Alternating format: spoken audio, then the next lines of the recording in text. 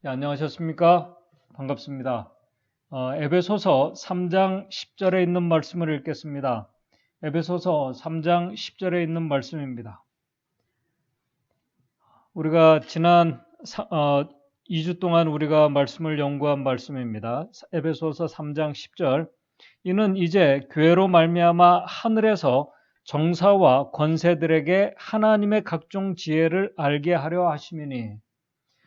지난 2시간에 걸쳐 우리는 에베소 3장의 말씀을 가지고 이 지상교회를 향한 하나님의 계획들 중에 두 가지를 우리가 살펴보았습니다.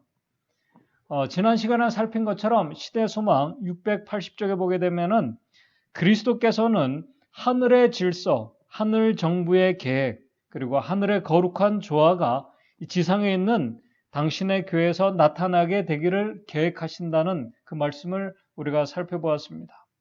교회를 위하여 세우신 하나님의 계획은 에베소서 3장 10절의 말씀처럼 이 세상의 교회로 말미암아 이 하늘에서 정사와 권세들에게까지 하나님의 특별하신 그분의 계획하신 하나님의 그 무한하신 지혜가 드러나도록 주님께서 계획하셨습니다. 이 계획은 타락한 이 세계뿐만 아니라 우주를 위한 아주 엄청난 큰 계획이라는 것입니다. 사실 우리는 주님께서 세우신 이 교회를 향한 이 신비한 그 계획을 우리가 온전히 이해할 수 없습니다.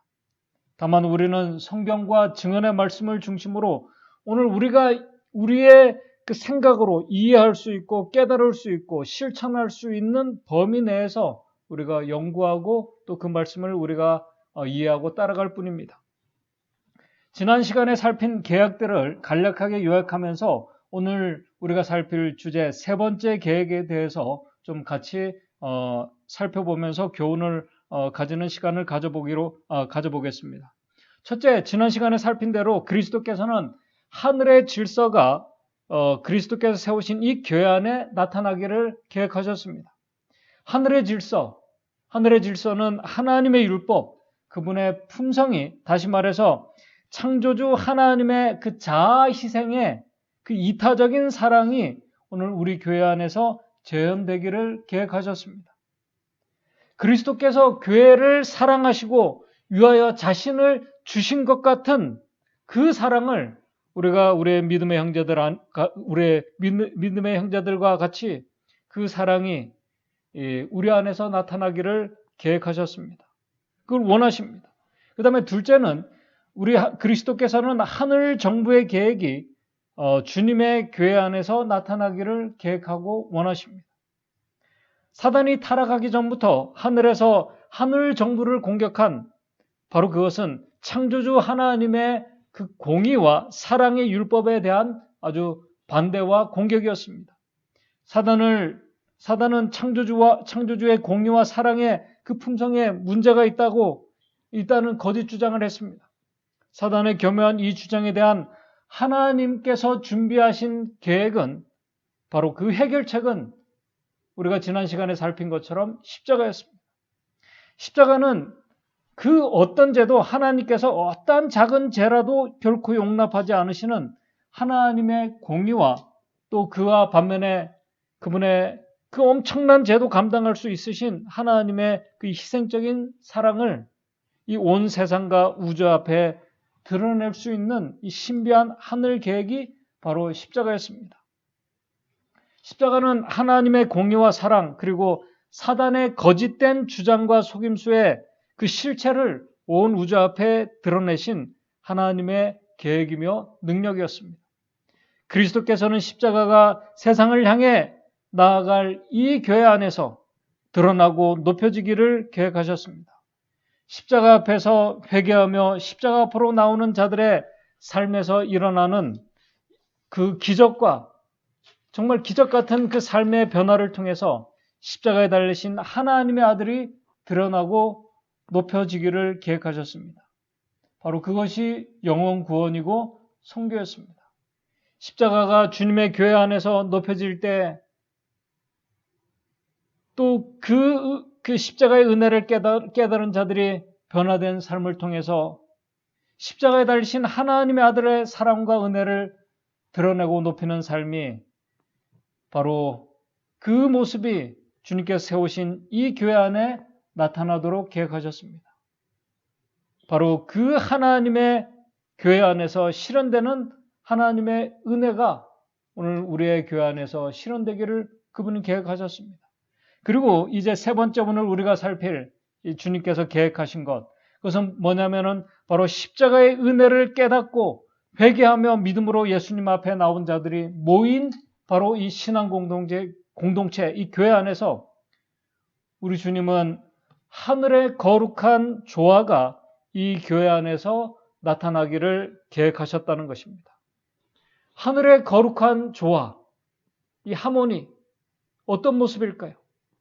오늘 우리 교회 안에서 주의 오심을 소망한다는 이 재림교회 안에서 하늘의 거룩하고 아름다운 이 조화, 이 아름다운 하모니가 오늘 우리들이 이 조화를 경험하고 있는가? 오늘 우리의 교회와 우리의 가정 안에서 하늘의 조화가 나타나는 작은 천국이 되고 있는가? 오늘 우리는 이 질문 앞에서 우리가 선뜻 대답을 하지 못합니다. 오늘 재림교회 성도들은 오늘 이 주제에 대해서 우리가 심각하게 우리가 생각하며 오늘 우리 자신의 모습을 살펴보면서 우리가 고민하며 기도해야 할 것입니다. 먼저 이 조화, 하모니라는 이 말의 의미를 우리가 잘 이해해야 합니다. 조화롭게 되다라는 이 의미는 사람이나 어떤 물체가 둘, 셋, 그 이상이 서로 간에 어긋나거나 부딪힘이 없이 서로 고르게 잘 어울리는 상태를 말합니다. 둘 이상이 이 공동체가 모순되거나 어긋남이 없이 서로 잘 어울리는 상태를 조화라고 말합니다. 그런 모습을 우리는 어디에서 발견할 수 있을까요? 서로 하나도 이렇게 어긋나거나 부딪힘이 없는 모습을 우리가 어디서 발견할 수 있을까요? 그것은 바로 제가 있기 전 태초에 하늘에서 발견할 수 있습니다. 제가 용납되기 전 하늘에서는 우주 거민들과 천사들이 하나님의 질서, 그분의 율법, 그분의 품성과 결코 어긋나거나 부딪히는 일이 없었습니다. 하나님께서 그들에게 주신 자유의지를 가지고 그들은 자유의지마저도 하나님의 그 사랑의 품성에 반기를 들거나 어긋나는 일이 없었습니다. 부조와 선지자 34쪽에 이렇게 말하고 있습니다. 모든 피조물이 사랑의 충성을 인정하는 동안 하나님의 온 우주에는 완전한 조화가 있었다. 모든 피조물들이 그 사랑의 충성을 인정하는 동안 하나님의 온 우주에는 완전한 조화가 있었다. 창조주의 목적을 성취하는 일이 하늘 천사들의 기쁨이었다. 그들은 하나님의 영광을 반사하고 그분을 찬미하는 것을 즐거워하였다. 그리고 하나님을 최고로 사랑하고 있는 동안에는 상호 간의 사랑도 믿을만 하였고 무화적이었다. 하늘의 조화들을 파괴할 불협화음이 전혀 없었다. 완전한 이 거룩한 조화가 있었다는 것입니다. 그러나 이 행복한 상태에 한 변화가 일어났다.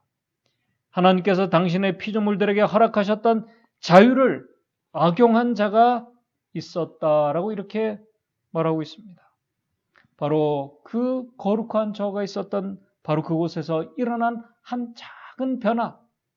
그런데 이 변화는 엄청난 비극과 불행을 가져오게 되었습니다. 이 죄라는 것을 용납하게 되면은 그곳이 하늘이든 바로 그 죄를 용납되는 곳에는 하늘의 질서와 거룩한 조화가 파괴되게 됩니다. 그리고 행복과 기쁨의 자리를 불만과 불평의 그 정신이 자리 잡게 됩니다. 그 결과가 바로 분열과 분쟁입니다. 하나님의 그 사랑의 뜻과 어울리지 못하는 그 불편한 부조화가 일어나게 되는 것입니다. 그렇게 되면 그곳은 더 이상 행복과 기쁨의 장소가 되지 못합니다. 결국 사단과 타락한 천사들에게 이 천국은, 하늘은 더 이상 그들에게 행복한 장소가 되지 못했습니다. 결국 그들은 그곳을 떠나 이 세상의 불행의 죄를 그들이 가지고 오게 되었습니다. 그 결과 하늘에 거룩한 조화가 있었던 그 에덴도, 이 세상에 가장 아름다웠던 이 에덴도 더 이상 감사와 행복의 장소가 되지 못하게 되었습니다. 결국 인류의 조상, 우리의 조상 아담과 하와도 사단과 같이 에덴을 떠나게 되었습니다. 그때 이후로 이 죄된 세상에서는 거룩한 하늘의 조화를 다시는 경험할 수 없게 되었습니다. 하나님의 공의와 그분의 사랑의 품성과 잘 어울리지 못하는 하나님과 원수지간이 된 것입니다. 로마서 5장 10절의 말씀입니다. 하나님의 특별한 계획이 없이는 이 세상에서는 더 이상 하늘의 거룩하고 아름다운 조화를 경험할 수 없게 되었습니다. 우리가 아무리 노력해도 그 거룩한 하늘의 그 완벽한 조화는 다시는 경험할 수 없게 된 것입니다. 그러나 이 모든 것을 태초부터 내다보신 하나님께서는 타락한 이 세상 안에서도 하늘의 질서와 또 그분께서 계획하신 하나님의 하늘 정부의 계획과 그분의 거룩한 조화를 경험할 수 있는 특별한 장소를 그분께서 친히 계획하고 준비하셨습니다. 그것이 바로 하나님의 아들 그리스도를 통해서 세우신 그분의 교회입니다. 오늘 이 교회, 정말 타락하고 흠이 있는 죄인들이 모이는 이 교회 안에서 정말 누구를 통해서 어떻게 이 거룩한 하늘의 조화를 우리가 경험할 수 있을까?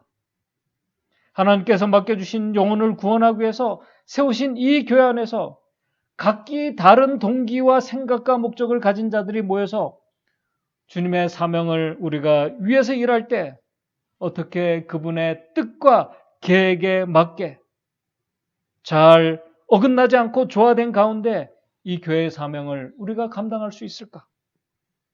바로 이 중요한 질문에 키를 주는 말씀이 사도행적 245쪽에 있습니다. 사도행적 245쪽에 이렇게 말씀합니다. 그러나 바울에게는 십자가가 최고의 흥미를 가진 주제였다. 십자가에 못 박힌 나사렛 사람을 따르던 자들을 박해하던 생애에서 돌아선 이래 바울은 그리스도의 죽음을 통하여 나타난 하나님의 무한한 사랑에 대하여 계시를 받았으며 그의 생애에 놀라운 변화가 일어나 그의 모든 계획과 목적이 하늘과 조화되었다라고 이렇게 말씀합니다. 그 순간부터 그는 그리스도 안에서 새 사람이 되었다. 십자가는 정말 불가능을 가능케 하는 하나님의 놀라운 계획이며 능력입니다.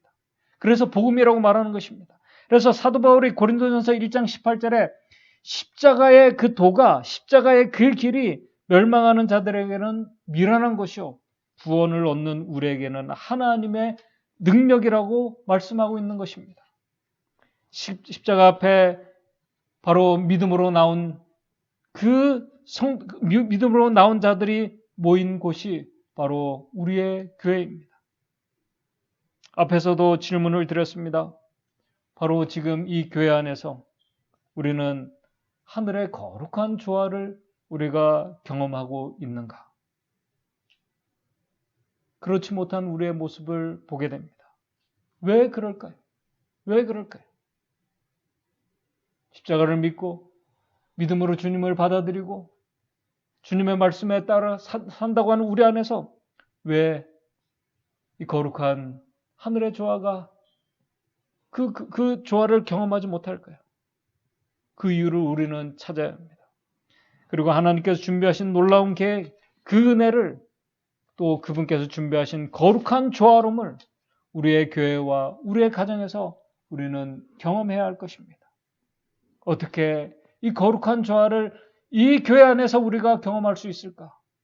이 질문에 대답을 주는 말씀이 에스겔서 1장 5절에서 28절에 있습니다. 여러분들께서 이 말씀들을 읽어보시면은 이 말씀 1장 5절에서 28절을 보게 되면 잘 아시는 것처럼 에스겔서는 불순종하던 유다 백성들이 바벨론의 포로로 잡혀간 그 기간에 주신 말씀들입니다. 바벨론의 포로로 잡혀간 중에 이 제사장 에스겔이 거기에 포함되어 있었습니다. 포로 중에 그는 하늘의 아름다운 조화를 경험할 수 없는 그런 형편에 그가 있었습니다.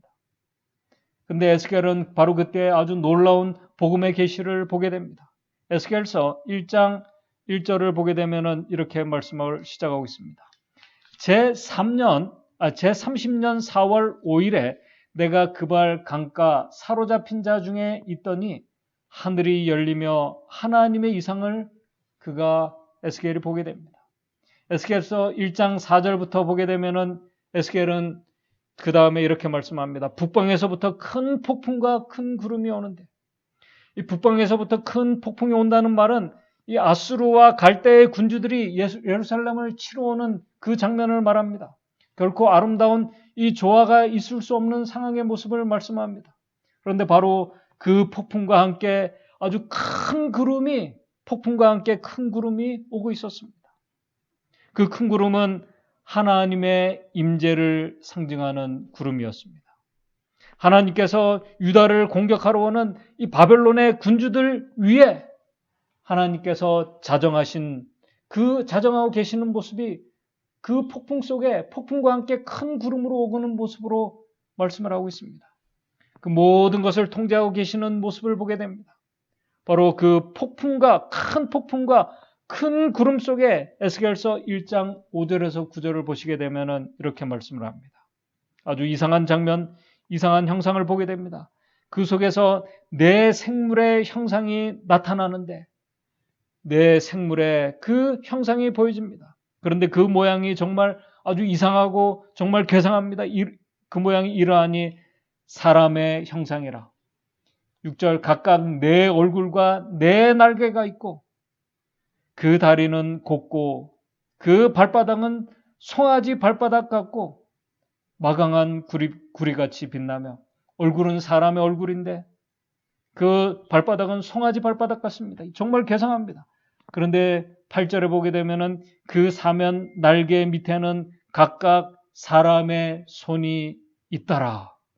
그 네 생물의 얼굴과 날개가 이러하니 날개는 서로 다 연하였고 서로 연결되었다는 것입니다. 행할 때에는 돌이키지 아니하고 일제히 앞으로 곧게 행하며 그 네 생물들이 네 날개를 가진 이 날개들이 전혀 이렇게 얽히고 설키는 거 없이 일제히 한 곳을 향해 날아간다는 것입니다. 그런데 1장 24 생물들 1장 12절입니다. 신이 어느 편으로 가려면은 그 생물들이 신이 움직이는 대로 그대로 가되 돌이키지 아니하고 일제히 앞으로 곧게 행하며 또 1장 15절에는 이렇게 말씀합니다. 또 다른 장면이 보입니다. 내가 그 생물을 본즉 그 생물 곁 땅 위에 바퀴가 있는데 이 바퀴가 있습니다. 바퀴가 있는데 그 내 얼굴을 따라 하나씩 있고 16절을 보게 되면은 그 바퀴 안에 또 바퀴가 있습니다. 바퀴 안에 아주 또 바퀴가 있고 복잡한 이 바퀴들이 있는 모습을 보게 됩니다. 그런데 17절입니다. 행할 때 사방으로 향한 대로 돌이키지 않고 행하며 19절 생물이 행할 때 바퀴도 그 곁에서 행하고 생물이 땅에서 들릴 때 바퀴도 따라서 들리고 20절 어디든지 신이 가려하면 생물도 신에 가려하는 곳으로 가고 바퀴도 그 곁에서 들리니 이는 생물의 신이 그 바퀴 가운데 있음이니라. 저들이 행하면 이들도 행하고 저들이 그치면 이들도 그치고 저들이 땅에서 들릴 때에는 이들도 그 곁에서 들리니 이는 생물의 신이 그 바퀴 가운데 있음이니라. 어떻게 이 각기 다른 네 생물들이 그리고 얽히고 설킨 바퀴 안에 또 바퀴들이 있는 이 바퀴들이 전혀 뒤엉키지 않고 일사불란하게 이렇게 조화롭게 움직일 수 있을까? 그 중요한 키가 에스겔서 1장 8절에 있습니다. 그 사면 날개 밑에는 각각 사람의 손이 있더라. 이 손이 누구의 손일까요? 이 손이 그 다른 생물들과 그 복잡한 바퀴 안에 바퀴까지 다 일사불란하게 조화롭게 움직이게 만드는 손입니다. 하나도 어긋나거나 틀어지지 않고 아주 조화롭게 일사불란하게 움직이게 하는 이 손. 제렌큐 주석에는 이 손을 이렇게 기록하고 있습니다. 손들은 생물들의 몸의 일부가 아니며 생물의 것이 아니다. 그 대신 그것들은 지도하기 위해 날개 아래 놓인 하나님의 손을 나타낸다. 지금 참 이 복잡한 바퀴들과 이 네 생물체들이 정말 각기 다른 이 모습을 한 이 생물들이 일사불란하게 조화롭게 움직일 수 있는 그 유일한 그 이유는 바로 그들의 날개 아래 놓인 하나님의 손 때문이라는 것입니다. 모든 것을 조화롭게 만드시는 창조주의 손 아래 있을 때 이 생물들과 복잡한 바퀴들이 조화롭게 움직일 수 있었던 것입니다. 에스겔서 1장 15절부터 28절을 엘렌 화이트는 이렇게 주석을 합니다. 이 말씀을 읽으면서 오늘 제가 말씀을 좀 정리하도록 하겠습니다. 하나님은 각 사람을 익히 하신다. 우리 모두를 너무나 잘 아십니다.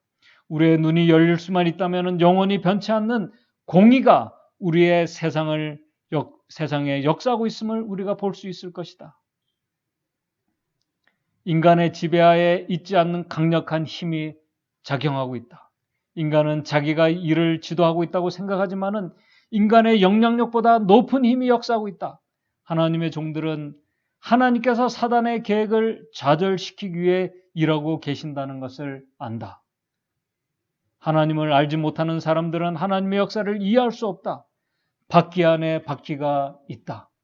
그 기계는 겉보기에는 매우 복잡해서 사람은 완전히 엉켜있는 모습만 볼 뿐이지만은 에스겔이 본 바와 같이 거룩한 손이 바퀴들 위에 놓여져 있고 각 부분은 완전한 조화 가운데서 작동하고 있었고 각 부분은 자기의 할당된 작은 일을 하면서도 개인적인 행동에서는 자유가 있었다라고 이렇게 기록하고 있습니다. 오늘 저와 여러분들이 하나님의 교회의 일원이 된 저와 여러분들이 전혀 다른 동기와 생각을 가지고 있는 저와 여러분들이 이 십자가 아래에서 우리를 십자가로 인도하시고 그리고 주님께서 세우신 이 교회 안으로 우리를 인도해 주신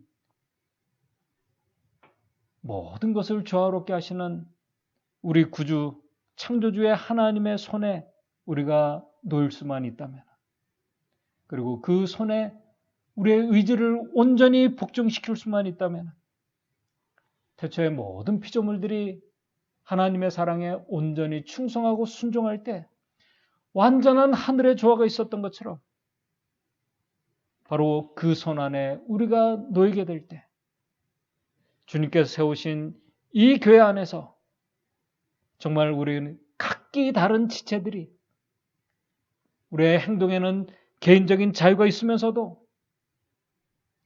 우리를 조화롭게 만드시는 하나님의 손에 의해서 우리는 하나님의 계획과 그분의 사랑의 품성과 그분의 거룩함에 어긋나지 않고 완전한 조화를 이루면서 우리는 감사하며 또 우리에게 주신 우리의 이 사명들을 우리가 감당해 나가는 하나님의 정말 신실한 종들이 될 수 있다는 그 말씀입니다.